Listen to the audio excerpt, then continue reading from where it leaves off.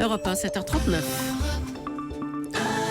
Thomas Soto. Le vrai faux de l'info de la matinale, Ève Roger, bonjour. Bonjour Thomas, bonjour à tous. Ce matin, dans quel état un Premier ministre quitte Matignon? Avec Michel Rocard, Premier ministre de François Mitterrand de juin 88 à mai 91, en 2008, il répondait à une question de Marc-Olivier Fogiel sur Europe 1. Est-ce que ces 3 années à Matignon ont été pour vous une réussite ou un échec? Et sa réponse, on l'a réentendu hier matin sur Europe 1, écoutez. Écoutez, j'ai pas envie de parler de moi-même à ce point-là, c'est plutôt une affaire de commentateur, donc la vôtre, mais il y a des sondages.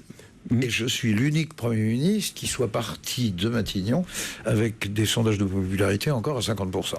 Alors Ève, Michel Rocard a-t-il vraiment été, comme il le disait à Marc-Olivier Fogiel, l'unique Premier ministre qui a quitté Matignon avec 50% d'opinion favorable? Eh bien oui, c'est vrai, et il a raison de s'enorgueillir, puisqu'on a vérifié les baromètres depuis 1978. Aucun Premier ministre, quand il passe le perron de Matignon, ne fait mieux que Michel Rocard.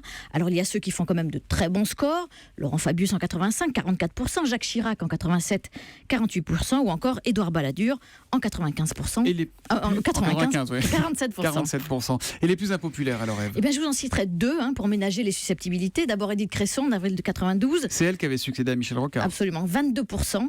Au plus proche de nous, c'est le record d'impopularité pour Jean-Marc Ayrault, 16% d'opinion favorable. Qu'est-ce qui fait la différence entre les uns et les autres? Eh bien, les politologues avec qui j'ai parlé hier pointent un critère capital. Ceux qui s'en sortent le mieux, ce sont ceux qui ont une histoire politique, une trajectoire politique avant d'arriver à Matignon. C'est le cas évidemment de Michel Rocard. En 88, il a déjà fondé le PSU, inventé la deuxième gauche, ou encore de Lionel Jospin, qui a été un Premier ministre plutôt populaire.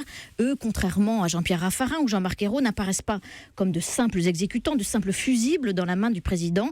Ils ont su faire entendre leur petite musique, soit parce qu'on était en période de cohabitation, c'est plus facile pour se distinguer, soit parce qu'ils avaient un style qui leur était propre. Évidemment, c'est le cas pour Michel Rocard avec le RMI, les accords Matignon sur la Nouvelle-Calédonie. Et ça, les Français aiment beaucoup. Michel Rocard, dont on reparlera avec Danny Cohn-Bendit, qui nous dira ce qu'il en pense et qui fera le tri dans l'océan d'hommages qui lui sont rendus depuis quasiment 48 heures maintenant. Le vrai faux de l'info revient demain avec Ève Roger. À demain.